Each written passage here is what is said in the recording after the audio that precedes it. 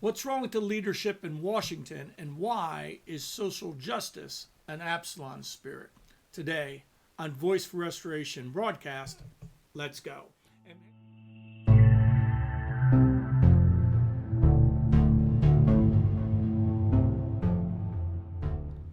Apostle Lewis here with you. So glad that you have decided to watch this video and found our channel. Would you go ahead and do us a really big deal, and that is to subscribe and turn on notifications. It really will help the algorithms and build this channel for us. That's how you can really support us. There's support links and podcasts and all that you'll find down in the links below. So let's get with this. What is wrong with our leadership?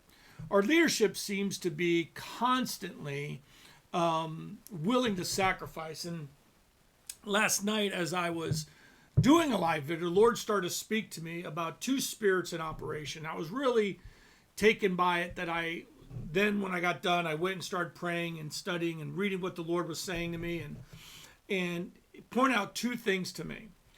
The willingness to sacrifice your future generations is a Hezekiah spirit. Now, Hezekiah was this great reformer, but Hezekiah sinned greatly at the end of his life, where he was willing to sacrifice everything that the Lord had built up from him and his fathers. And we're going to find this in 2 Kings chapter 20. We're going to start at verse 14 and work our way down.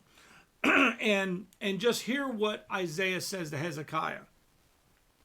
Then Isaiah the prophet went to King Hezekiah and said, "And what did these men say, and from where did they come to you?" So Hezekiah said, "They came from far country, from Babylon." And he said, "What have they seen in your house?" So Hezekiah answered, "They have seen all that is in my house. There is nothing among my treasures that I have not shown them." Then Isaiah said to Hezekiah, "Hear the word of the Lord. Behold, the days are coming when all that is in your house and all what your fathers have accumulated until this day shall be carried to Babylon. Nothing shall be left, says the Lord. And they shall take away some of your sons and your sons, and will descend from you, whom you beget, and they shall be eunuchs in the palace of the kings of Babylon." Now that's very significant, because number one, what our nation has built up over 200 years is quite substantial. And we are in the throngs of losing it all, literally losing all our history, losing everything that we have, because we've got leaders who have not protected our history, not protected what was built before them. And let me tell you, these leaders, their sons are going to be cut off. They're going to be taken into captivity. And it says that they're going to be eunuchs in the palaces of others. In other words, they're not going to be able to produce any more children. Their lineage is going to be wiped out. It's very significant. But this is the thing that really is what is behind this. And when you look at things like Mitch McConnell and Chuck Schumer and Nancy Pelosi, and you've got so many of these leaders just giving money away and have no sense of financial, fiscal, future obligations. And it's always pushed down the road. You know why? Because it's this. This is what Hezekiah says. So Hezekiah said to Isaiah, "The word of the Lord which you have spoken is good, for he said, will there not be peace and truth, at least in my days?" In other words, these rulers do not care. These dictators on the American people who spend the money without any punitive measure do not care about the future, as long as they think that they will have peace in their day. Judge Roberts, who does not want to take up a Supreme Court case because he doesn't want to answer for the riots, thinks he's going to have peace in his days, but he's actually not going to. It's actually going to be something that's going to end very poorly for his children and his children's children. And this is a spirit that was very, very, sad to see Hezekiah, because he had done such good things. He's at one place, he said he was like even better than David. He was like so after God at one point. But he forgot something. You have to protect things for the future generations. You have to protect culture for the future generations. And Hezekiah doesn't do that. All that you have built and all that your fathers have built is going to come down.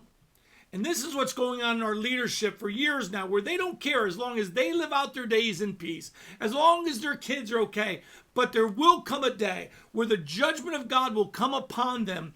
And when that judgment of God comes upon them, their children will become eunuchs. They will be cut off from posterity, and they will not be able to reproduce anymore. As the Lord began to speak this to me, he then shifted to me in this word of the Lord that came to me.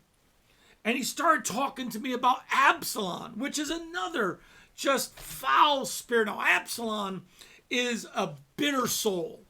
Absalom's sister gets raped by his stepbrother, half-brother.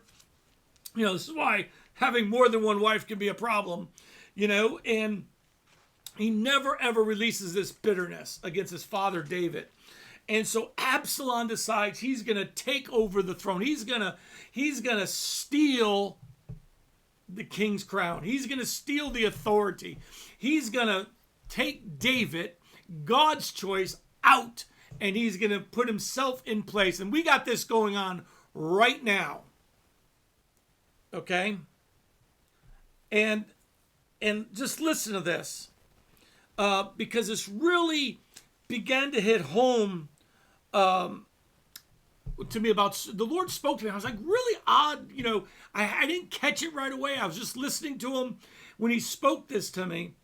Listen, he said to me, social justice is an Absalom spirit. Social justice is an Absalom spirit. I just watched something on The Blaze where some person wrote to a neighbor and told them how their Christmas lights are offensive to people who don't believe in Christianity, and it's painful for those who don't have can't afford Christmas lights, and therefore you shouldn't have them. It's a false spirit of social justice.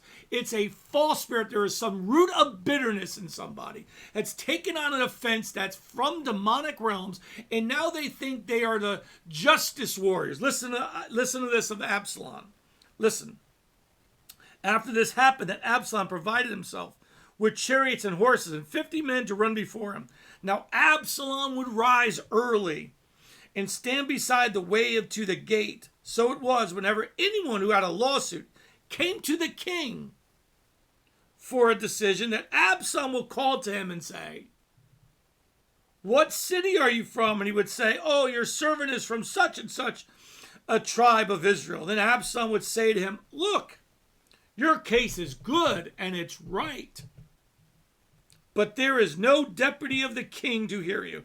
Moreover, Absalom would say, "Oh, that I were made judge in the land, and everyone who has any suit or cause would come to me, then I would give him justice."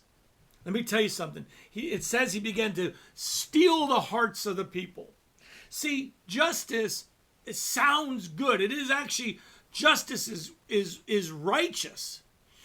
But false justice is only there to steal the hearts of the people.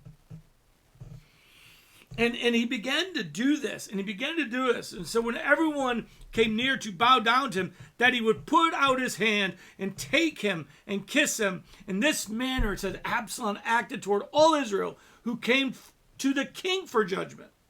So Absalom stole the hearts of men of Israel. Now it came to pass after 40 years that Absalom said to the king, after 40 years, Absalom said to the king, "Please let me go to Hebron and pay the vow which I have made to the Lord. For your servant took a vow while I dwelt in Geshur in Syria." I mean, it is, Absalom is a foul spirit. He's rooted in, he appears to be rooted in justice, but he's actually rooted in bitterness. He's actually got a root of bitterness that is defiling him. He might not even know it, but he knows what he's doing is wrong, because he's doing it to pervert the justice of the king. Remember, they're coming to see the king, and he's getting them before they could get justice right. Or actually, some of them don't have a case. Some of them don't have a cause, and they would get before the king, and the king might go, "I hear you, but you really don't have a complaint here. Part of being a judge isn't just bringing the person up and giving them what they want, but that's the social justice. That's what they promise you. You're going to get what you want. See, rebellion is as the sin of witchcraft. That word rebellion actually comes from the word bitterness. And that is what is in the earth today. That is what is in America today. How did that get there? Because they've been indoctrinated that America is evil. And it's done all these evil things. And it's constantly been berated into them that they don't realize that what they were actually listening to was not a spirit of a justice warrior, but a spirit of witchcraft and a spirit of bitterness. It was an Absalom spirit at work. Now, here's the thing about an Absalom spirit. It does take power, but it cannot stay long. And eventually God judges Absalom and he is killed. And David is restored to the throne. Let me tell you something. Justice will come for the righteous. The wicked might shout for joy. They might have their parties. Absalom went in and slept with all David's concubines. But here's the thing. God saw from heaven. And God had mercy on David and judged Absalom. And Absalom got caught in the very thing that he was so proud of, his hair. Everyone thought it was so good that he got caught in it. And he was killed. I'm just telling you, be patient with God and wait for him and see the salvation of the Lord. Because it's not over yet. Doesn't matter what even happens in January. It's not over yet. There will be a recompense for what is being done by our Hezekiah leaders who are selling out the future, and those with the Absalom spirit perverting justice and winning and stealing the hearts of the people. And it will have a price at the end. And God will have his way in the end. So you have to hold out your hope. You have to hold out. And I'm sorry, I am not into this globalism. I'm not into this. We all just need to shut our mouths and get along. I don't care what Beth Moore says. I don't care what people are saying. Pat Robertson, who just wants to go away because they just want to. You can't have peace at the cost of compromise. You must speak the truth in love. Jesus never, ever sacrificed truth for peace. He never compromised his calling for peace. And yet you have a lot of Christians who have a lot to lose that are compromising to keep what they have, selling out future generations, and the Lord will see that and do something about that. I love you. God bless you. And may you have a very Merry Christmas tomorrow. It is the 24th today when I'm putting this out, so I pray that you have a very, very Merry Christmas. Enjoy your families, and I'll see you again later. God bless you. Bye-bye.